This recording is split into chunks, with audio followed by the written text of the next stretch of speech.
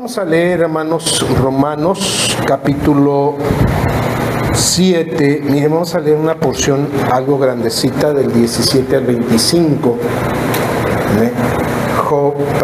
Romanos 7 del 17 al 20. Dice la palabra del Señor de la siguiente manera, en nombre del Padre y del Hijo y del Espíritu Santo. De manera que ya no soy yo quien hace aquello, sino el pecado que mora en mí. Y yo sé que en mí, esto es, en mi carne, no mora el bien, porque el querer el bien está en mí, pero no el hacerlo. Porque no hago el bien que quiero, sino el mal que no quiero, eso hago. Y si hago lo que no quiero, ya no lo hago yo, sino el pecado que mora en mí. Así que queriendo yo hacer el bien, hallo esta ley, que el mal está en mí, porque según el hombre interior me deleito en la ley de Dios. Pero veo otra ley en mis miembros que se rebelan contra la ley de mi mente y que me llevan cautivo a la ley del pecado que está en mis miembros. Miserable de mí, ¿quién me librará de este cuerpo de muerte? Gracias doy a Dios por Jesucristo, Señor nuestro. Así que yo mismo con la mente sirvo a la ley de Dios, mas con la carne a la ley del pecado. Amén. Ahora vamos a ver Job capítulo 40, versículo 3 y 4. Dice la palabra en Job 40, 3 y 4.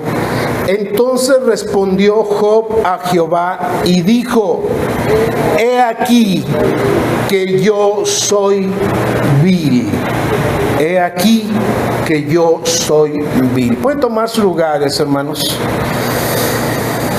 Estos dos pasajes, hermanos, que acabamos de leer nos hablan de una misma cosa y de una misma sentimiento que privaba en el apóstol Pablo y que también, hermanos, en Job, que era, hermanos, el darse cuenta de la naturaleza, de la lucha interna que se realiza o que se desarrolla día a día y que muchas veces queremos pasar por alto. Y es la lucha entre mi parte que se deleita en Dios y la parte en la que sucumbo o me tira hacia la vida de pecado.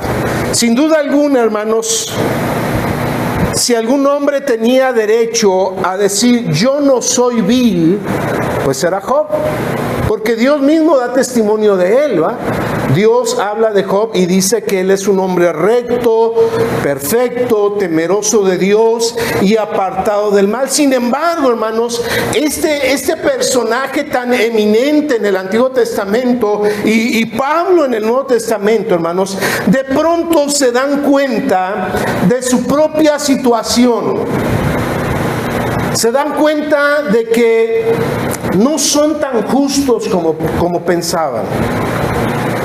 Y Job termina exclamando: he aquí yo soy vil.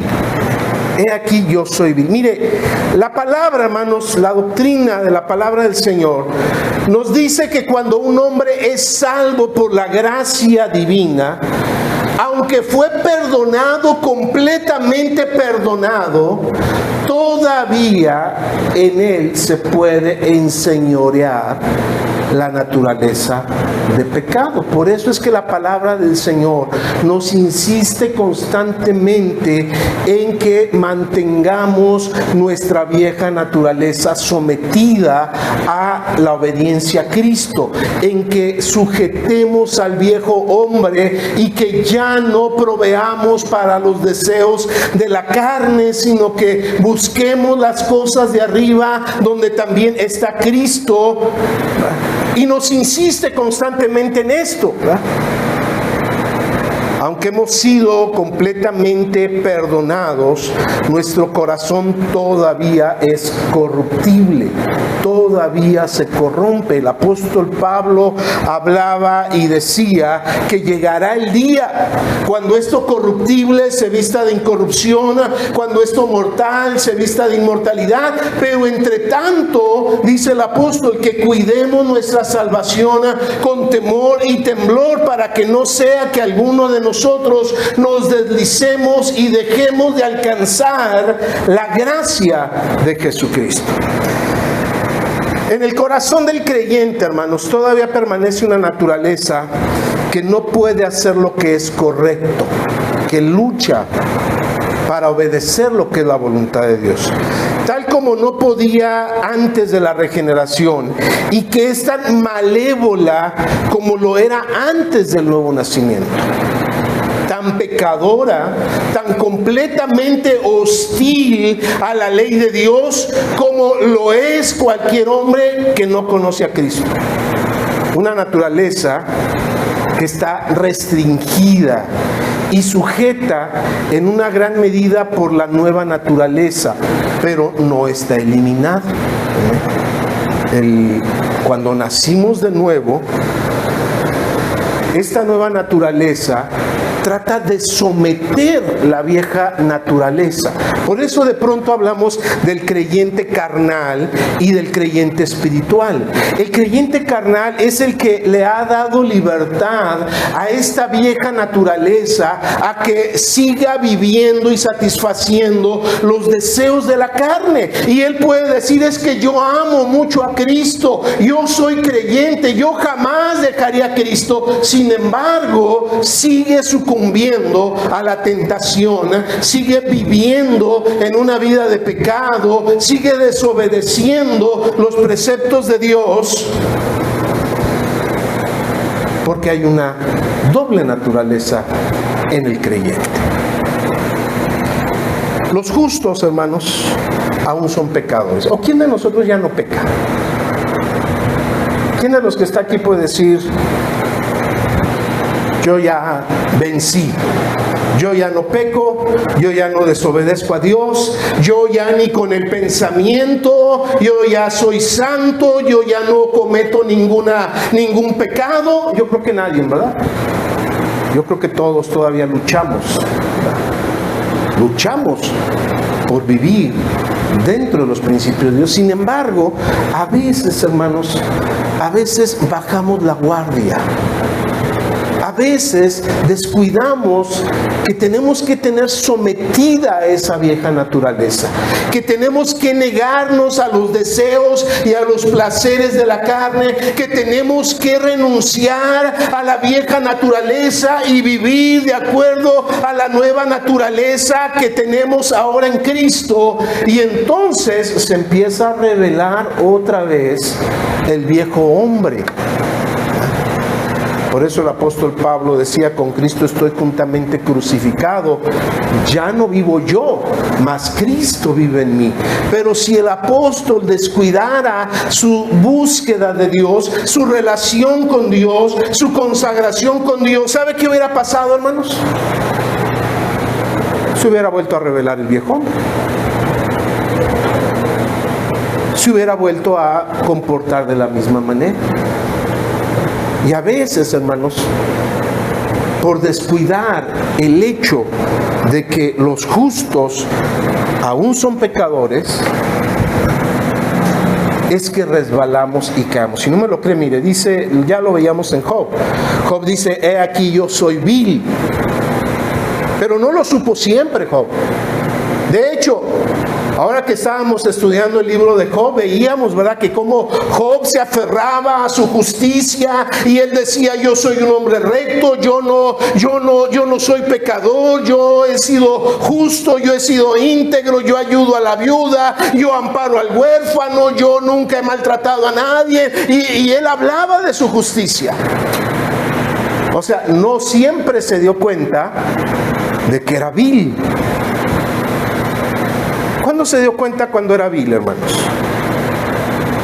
Cuando de pronto Dios le habló en medio del torbellino, en medio de aquel torbellino, Entonces cuando Dios le habla y le dice, a ver, Job, vamos a ver si sí es cierto, a ver si como roncas duermes, a ver si es cierto que eres tan justo, a ver si eres tan entendido, a ver si eres tan sabio, a ver si eres tan recto, y le empieza a hacer unas preguntas, y entonces Job enmudece y dice, soy miserable, soy vil,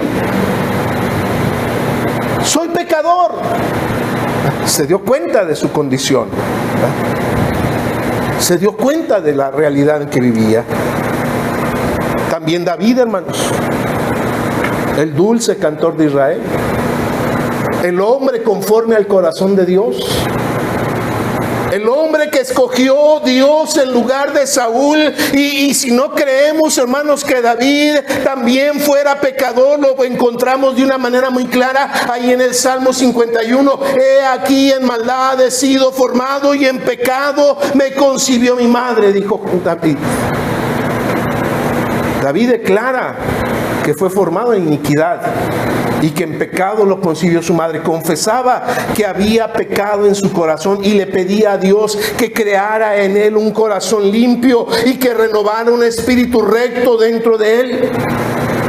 Y en muchos salmos de David continuamente reconoce y manifiesta que no está completamente libre de pecado. Por eso dice, bienaventurado el varón a quien Jehová no inculpa de pecado. Los justos siguen siendo pecadores. Y esto es importante que lo sepamos, hermanos. Mire,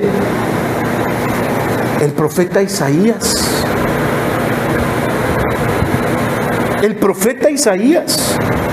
en una de sus visiones dice, ay de mí, porque soy un hombre de labios inmundos, que habita en un pueblo de gente de labios inmundos. En el Nuevo Testamento el apóstol Pablo, ya bajo la gracia, en el capítulo 7 de Romanos, declara, ¿verdad?, que hay una ley que gobierna a sus miembros, y que aunque él quiere hacer la voluntad de Dios, y aunque él en su ser interno, en su espíritu, en su corazón, él desea hacer la voluntad de Dios, dice, me encuentro con que mis miembros sirven al pecado. Ay de mí, dice. ¿Se ha sentido alguna vez así, hermano? Que lo bueno que quiere hacer no le sale. Así como Cantinflas, ¿verdad? Como que quiero pero no puedo, como que puedo pero entonces ya no quiero. Pablo dice, miserable de mí, ¿quién me librará de este cuerpo de muerte, de este cuerpo de corrupción, de este cuerpo vendido al pecado, de este cuerpo que se rebela todos los días se rebela contra la voluntad de Dios? Y si nosotros, hermanos, no somos conscientes de esto,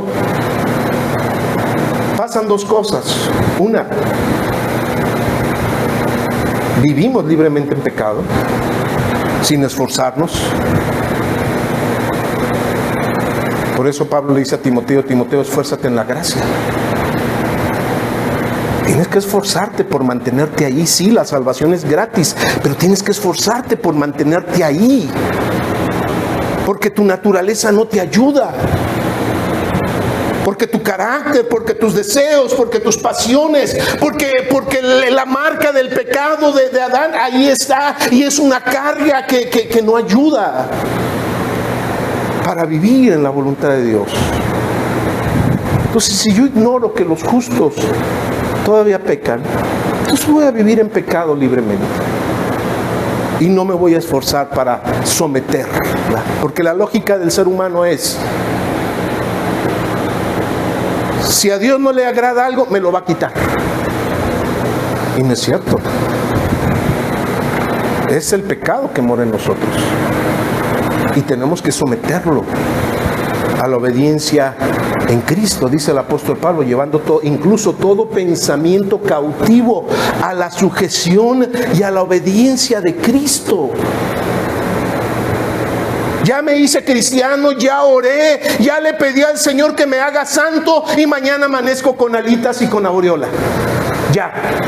ya la hice, ya no voy a volver a pecar, ya no voy a volver a fallar, ya jamás ni siquiera voy a tener malos pensamientos, mucho menos tentaciones. No. Tenemos una naturaleza pecaminosa que no nos ayuda a vivir en la voluntad de Dios. Y la otra, el otro peligro que hay en ignorar que los justos aún pecan, es que el diablo lo va a aprovechar en contra de nosotros para generar desaliento y nos va a decir: mira, si Dios existiera realmente, ya te hubiera quitado ese vicio. Si Dios realmente le interesara que vivieras de acuerdo a su voluntad, no te hubiera hecho así. O tú no sirves para servirle a Dios, porque si tú realmente fueras cristiano, tú ya no pecarías, tú ya no tendrías malos pensamientos, tú ya no guardarías rencor en tu corazón, tú ya no tendrías pasiones desordenadas en tu mente, en tu corazón, en tu interior, si realmente te hubieras encontrado con Cristo. Y entonces muchos empiezan a decir: sí, cierto, a lo mejor yo ni cristiano he sido nunca, y se apartan del Señor. O no, a lo mejor sí, cierto, Dios ni existe, y me estoy imponiendo algo que no voy a poder, y se apartan de Dios. Pero la Biblia nos dice que los justos todavía pecan, pero están luchando por mantenerse firmes en el camino del Señor. Se esfuerzan por mantenerse obedeciendo los preceptos y los principios del Señor. ¿Es fácil, hermanos?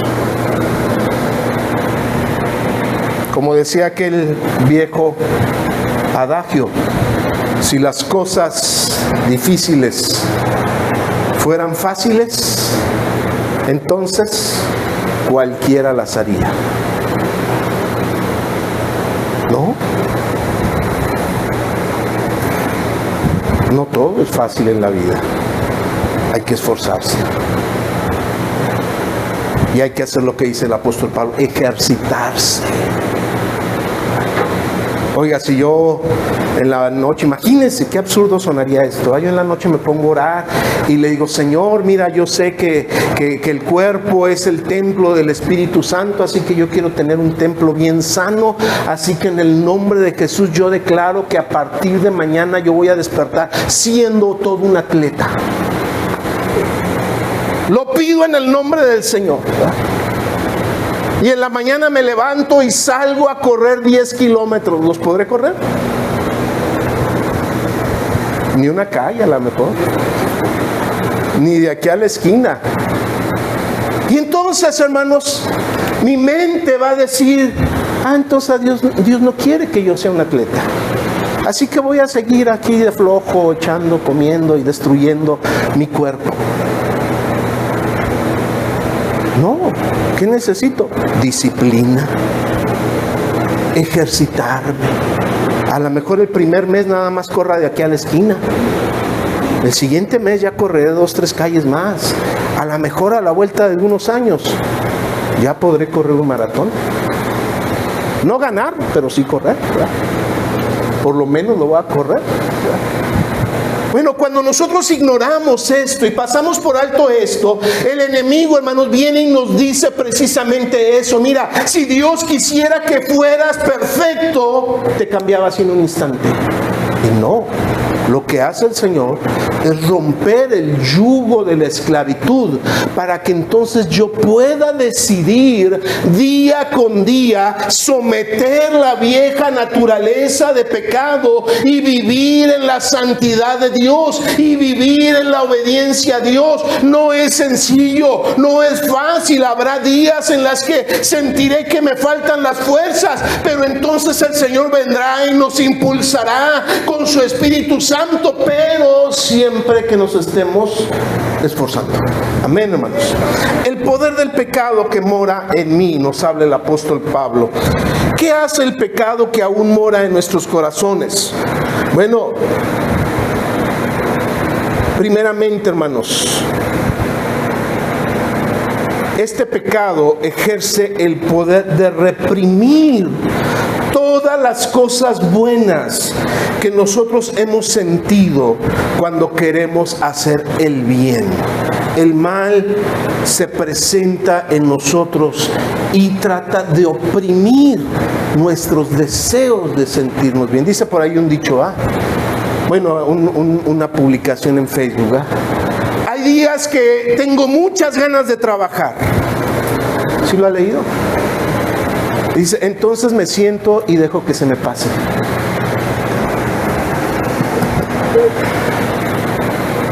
A veces hay cristianos que dicen, hay días que tengo ganas de servir a Cristo, pero me siento y espero a que se me pase. Hay días que tengo ganas de salir a evangelizar y de hablarle a mi vecino y de predicarle el amor de Cristo, pero me siento y dejo que se me pase. Bueno, eso es el pecado que mora en nosotros, que se opone a que hagamos la voluntad de Dios, a que busca la forma de desalentarnos.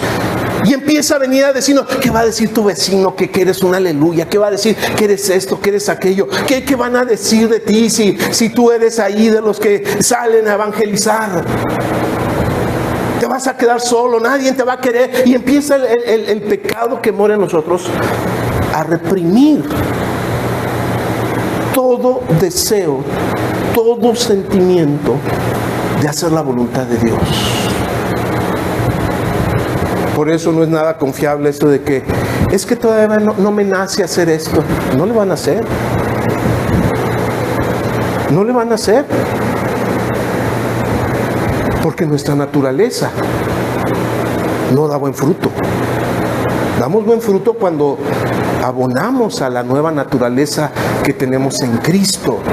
El pecado, hermanos, es como los barrotes de una jaula que le impide al ave elevarse hacia las alturas. Doblamos nuestras rodillas, oramos, pero la maldad ha distraído nuestros pensamientos. ¿Sí le ha pasado? Me voy a poner a orar. Y dice, hasta me voy a poner de rodillas ahí en el lado de mi cama, porque si me pongo a orar ahí acostado me quedo dormido.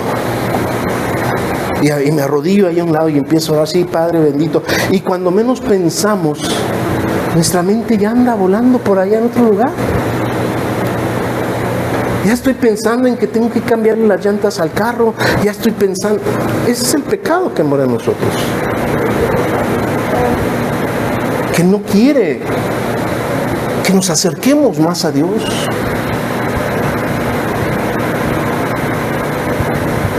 Que no quiere, que se revela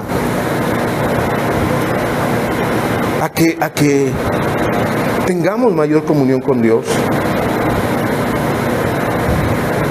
Tenemos deseos de cantar, a veces con ganas, con entusiasmo, alabar al Señor, que el fuego arde en nuestros corazones, pero de pronto se ahoga, viene el enemigo, viene el pecado que mora en nosotros y nos dice, mira, somos bien poquitos, ¿para qué?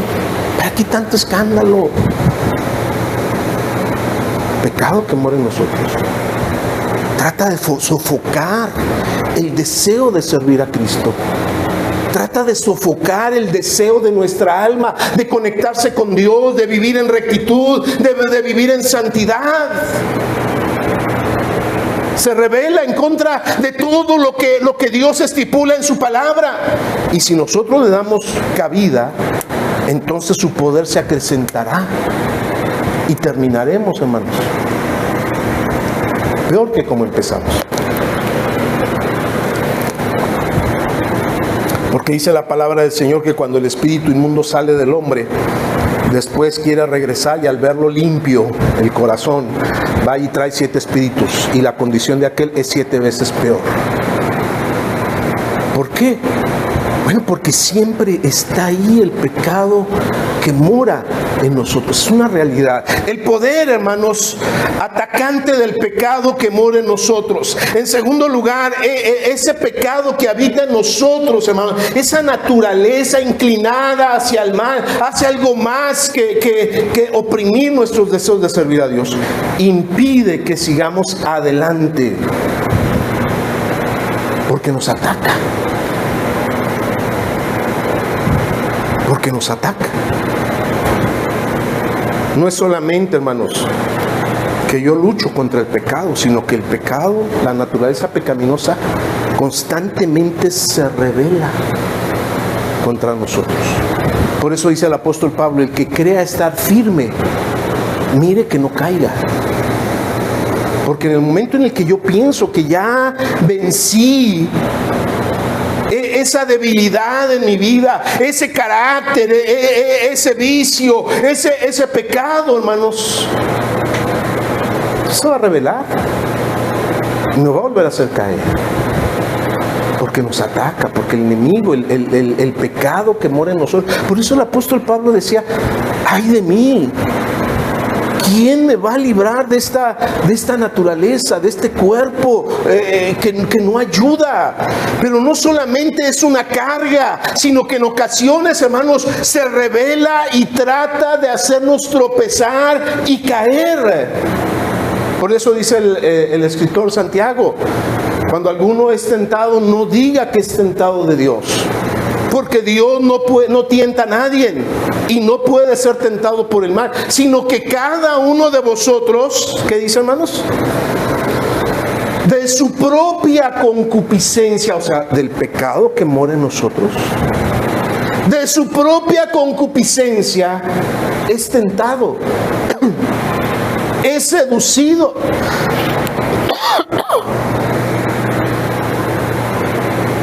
Y entonces da a luz el pecado.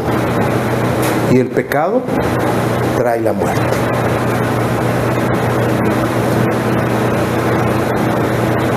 Por eso Pablo decía: no pretendo haberlo alcanzado todo. No pretendo haberlo alcanzado. Y muchas personas hoy en día, muchos creyentes, no han comprendido que seguir a Cristo no es solamente una oración y decir: Señor, cámbiame y ya, sino es luchar todos los días para someter la naturaleza de pecado que se quiere enseñorear de mi vida. Y siempre ha sido así. Por eso el mundo le llama la naturaleza humana. Así es la naturaleza humana. Pero ¿sabe cuándo comenzó esa naturaleza humana? Cuando Adán y Eva pecaron. Cuando fuimos creados originalmente, fuimos creados perfectos. Y a partir del pecado de Adán y Eva, la naturaleza del hombre es así, pecadora por naturaleza. La nueva naturaleza que tenemos en Cristo debe de luchar siempre y pelear siempre contra la vieja naturaleza. Incluso cuando ésta aparentemente no esté luchando ni peleando. No hay tregua, hermanos. No hay tregua. Por eso el Señor Jesucristo les dice a los discípulos: velad y orad para que no entréis en tentación. Velad y orad constantemente, estar vigilante de nuestra relación, de nuestra comunión, de nuestros sentimientos, de nuestras emociones, porque dice el escritor sagrado que engañoso es el corazón más que todas las cosas. ¿Quién lo conocerá? Ni nosotros mismos conocemos nuestro propio corazón. ¿Cómo que no conozco mi propio corazón? No, porque hay esa naturaleza pecaminosa que va a buscar la forma de sobreponerse, seducirnos. Si el pecado nada más estuviera afuera, hermanos, entonces a los monjes les hubiera funcionado perfectamente el haberse aislado del mundo e irse a vivir solos y apartarse de todo el mundo y de toda la influencia pecaminosa. Pero no, el pecado mora en nosotros. El pecado forma parte de ese lastre de una naturaleza caída. El peligro del pecado que mora en nosotros, hermanos. El peligro es que estamos expuestos debido al pecado que mora en nosotros y que empieza a surgir. El pecado es como la hierba mala.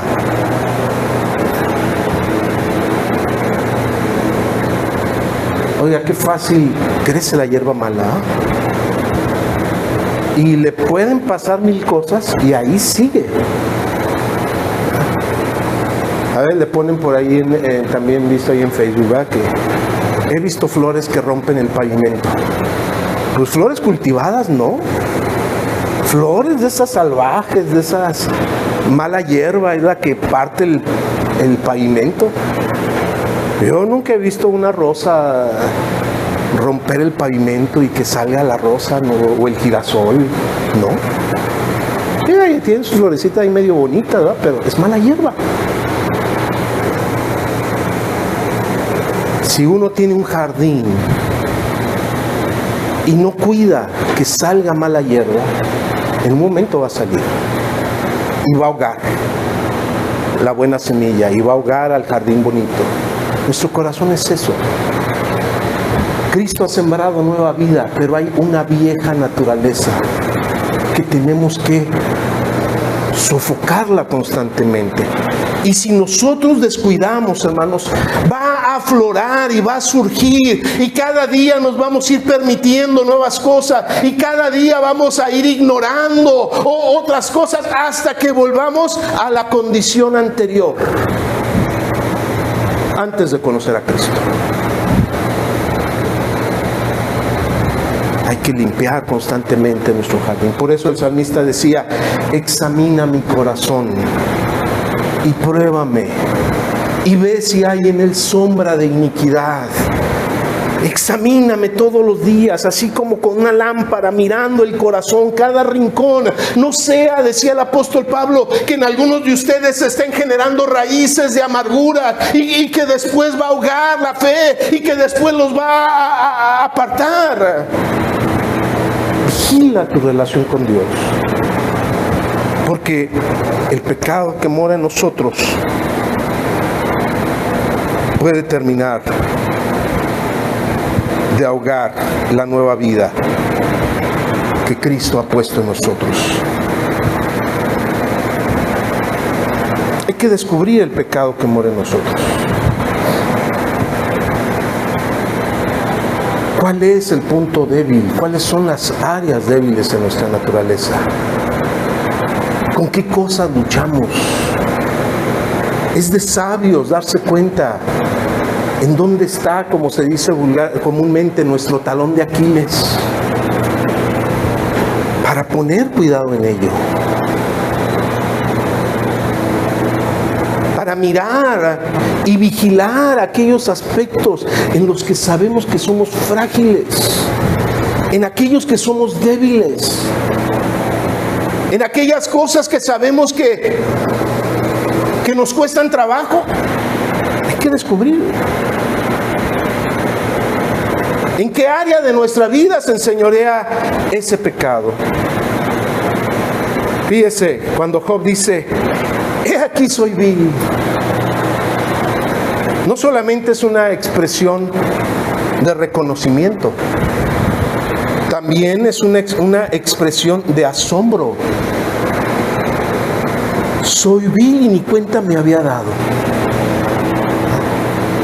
He aquí soy vil.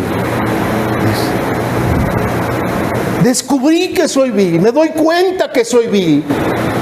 Y es importante, hermanos, que nosotros vigilemos y conozcamos aquellas áreas de nuestra vida con las que estamos luchando, para que podamos tener, hermanos, especial atención en esa área y el pecado no se enseñoree de nosotros. Finalmente, hay que luchar contra el pecado que mora en nosotros. No solo es saber que hay pecado, una naturaleza pecaminosa en nosotros. No solamente es decir, miserable de mí, ¿quién me va a librar del cuerpo de pecado? Ay de mí, soy miserable. No. Hay que luchar. Hay que pelear. Hay que buscar la gracia de Dios. Hay que fortalecer el hombre interior, creado según Dios para buenas obras. Si no fortalecemos al hombre interior, si no nos nutrimos con la palabra de la fe, no vamos a resistir. No vamos a poderle dar batalla. No vamos a crecer. Y por consiguiente, no vamos a llegar a la eternidad con Cristo. Sí, todavía hay una naturaleza maligna en nosotros. Y no debemos de suponer que no pasa nada. Debo de presentarle batalla todos los días. Buscar la gracia, la fortaleza de Dios. Orar al Señor, Señor, respáldame, Señor, socórreme, Señor, fortaléceme, Señor, moldéame día a día. No acostumbrarse, no aceptarlo. No darse por vencido. No decir, bueno, pues así soy, ni modo, Dios querrá que así sea y así voy a hacer. No.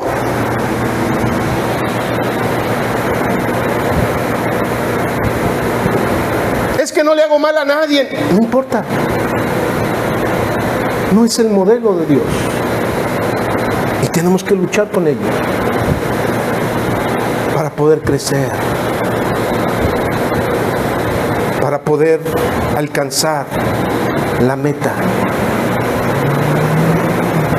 Porque como decía ahorita es una cosa, si no la cuido, si no la erradico, si no lucho contra ella, mañana será otra, y mañana será otra, y después otra, y después vamos a ver la situación tan difícil que ya no vamos a querer luchar.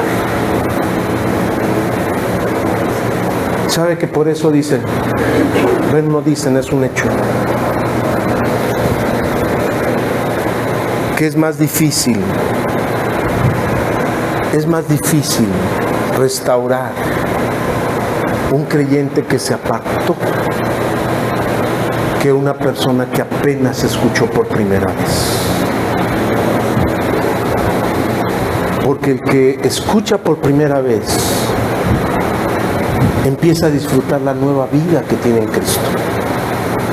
El que fue restaurado ya conoce el camino, pero no quiere luchar, pero quiere vivir un cristianismo sin esfuerzo, cómodo, un cristiano en lo que no se niega a nada, en lo que no se resiste a nada. Hay que pelear contra esa vieja naturaleza para poder presentarnos delante del Señor como la iglesia que Él quiere, una iglesia santa, sin mancha y sin arruga. ¿Qué le parece si nos ponemos de pie, hermano, y pasamos a este altar? Y le dice al Señor, examina mi corazón. Job siempre pensó que era perfecto. Siempre defendió que él era justo, que él había hecho todo lo que se suponía que debía de haber hecho. Pero cuando estuvo delante de la presencia de Dios, se dio cuenta que era miserable. Se dio cuenta que era vil. Se dio cuenta que no era tan recto como él pensaba. Dígale en esta hora al Señor, Señor, examina mi corazón y mira si hay en él sombra de iniquidad y límpialo y renuévalo.